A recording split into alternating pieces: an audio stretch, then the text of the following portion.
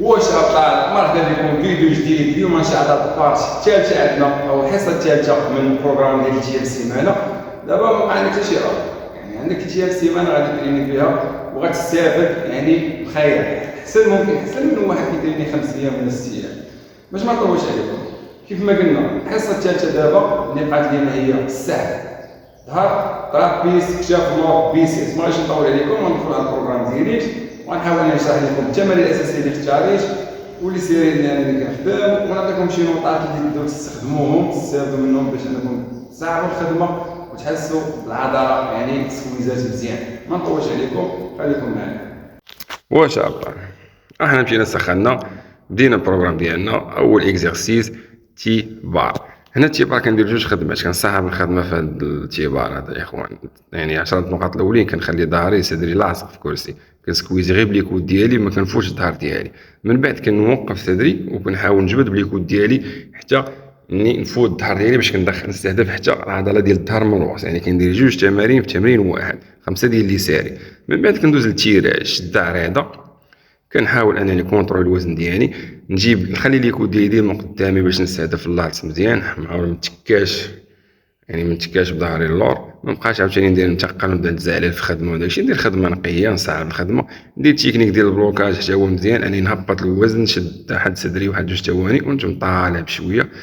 من بعد كندوزو للسحب الارضي، شده مضيقه. هنا كندير 4 ديال لي سيري فشال، ما كنبقاش فشل، يعني ما نبقاوش نحسبوا اخوان، ما نبقاوش نحسبوا 1 2 9 10.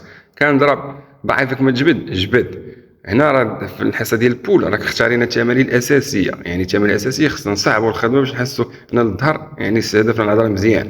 من بعد كنرجع للسحب علوي، شده مضيقه، كندير واحد 4 ديال لي سيري.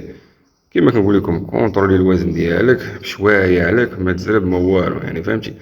فوالا يعني استمتع بالتمرين ديالك. يعني الظهر عضله صعيبه، يعني الظهر يعني بحال نقولوا العضله ما يمكنش لك انك تشوفها، يعني خصك تحس بها.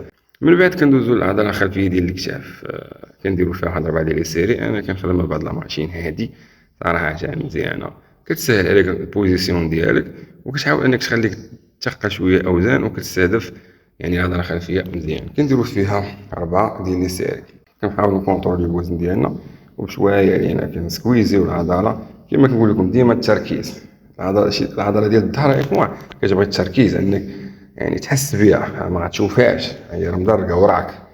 من بعد كندوزو للطرابيز. الطرابيز اختاريت هنا لابار. هنا لابار كندير واحد بوا اللي كنقدر انني نتحكم فيه. علاش يا اخوان؟ باش ملي كنطلع خاصني نسكويزي واحد 3 ثواني، ومنين ننزل نحاول انا الثقل لهذاك اللي هازو ونخليه ينزل، يعني نازل على الطرابيز. كتحس الطرابيز كيستريتشي، وكنعاود نطلع نسكويزي واحد 3 ثواني. كندير واحد 4 ديال لي سيري. ومن بعد كندوزو للبيسيبس.